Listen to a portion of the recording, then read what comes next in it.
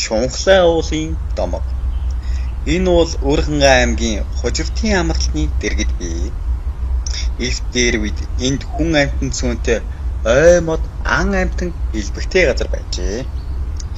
Харин энд ганц цагаан азаргатай өвгөн эмгэн хоёр амь зүүн өвгөн нь анг руу хийдэг байв. Өвгөний нэрийг Шунхлай гэнэ. Өвгөн нэгэн өдөр анж явж байтал баруун уулнаас нэгэн доглон бууж ирээд голын зүүн хөвөнд хөвтөд өгчээ.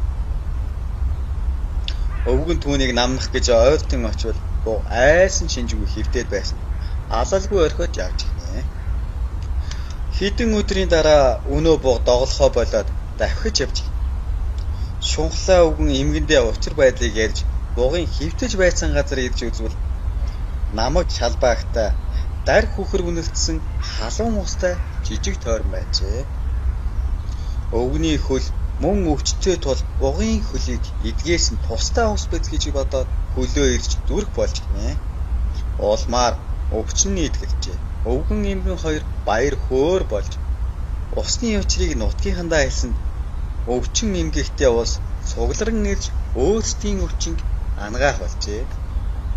Өвгөн Шунхлай насанд дарагдан бие барж цагаан азаргач гисэн өгчээ.